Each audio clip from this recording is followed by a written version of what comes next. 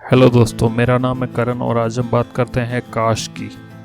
जी हाँ, एक ऐसा शब्द, एक ऐसा वर्ड जो अक्सर हम लोगों से आसपास सुनते रहते हैं।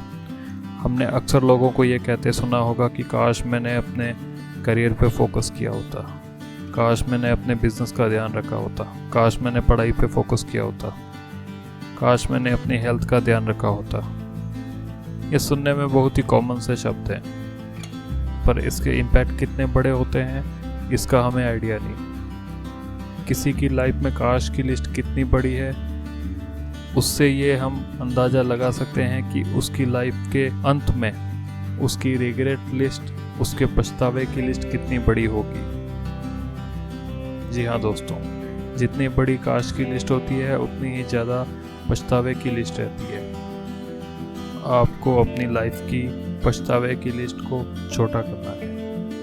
आपको अपनी लाइफ में काश की लिस्ट को छोटा करना है। तो इसका क्या ये मतलब होता है कि अपनी विश लिस्ट को पूरा करना है, आपकी सारी इच्छाएं पूरी हो?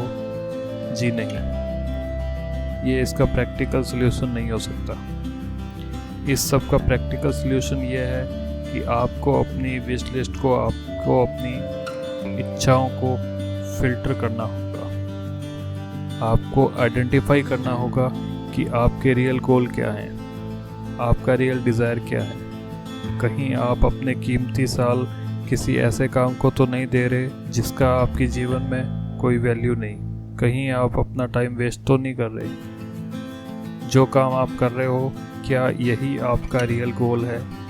आपको अपनी विश लिस्ट को फिल्टर करके उसमें वही चीज़ें रखनी होगी जिस पे आप रियल में फोकस करना चाहते हो। अगर आप अपनी लाइफ ऐसे ही किसी अन्य चीज़ों पे, किसी और चीज़ों पे वेस्ट कर रहे हो तो आपकी लाइफ में काश की लिस्ट बड़ी होने वाली है। बिल गेट्स ने कहा था कि मैंने अपने जीवन में बहुत कम चीज़ों पे फोकस किया है। इसका मतलब उनकी विश लिस्ट बहुत छोटी थी। यही कारण है उन्होंने माइक्रोसॉफ्ट जैसी बड़ी कंपनी खड़ी कर दी। अगर आपका फोकस बहुत सारी चीज़ों पे रहता है, अगर आप कभी सोचते हैं बॉडी बिल्डर बनना, कभी सोचते हैं कि आपको सिंगिंग करनी है, कभी कॉमेडी करनी है, कभी आपको गवर्नमेंट जॉब चाहिए, कभी आपको बिजनेस करना है, देन आपका फोकस सही नहीं है।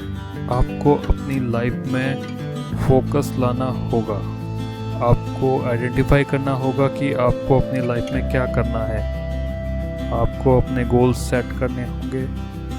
एक बार गोल सेट कर दिया तो फिर उसी के ऊपर आपको अपनी लाइफ में काम करना है। ज़्यादातर लोगों की प्रॉब्लम ये नहीं होती कि उन्होंने अपने गोल पूरे नहीं किए, बल्कि ज़्यादातर लोगों की प्रॉब्लम ये रही है कि उन्होंने कभी अपने गोल बनाए ही नहीं। लोगों की लाइफ में कोई गोल ही नहीं होता, कुछ अचीव क्या करना है ये आइडिया ही नहीं रहता।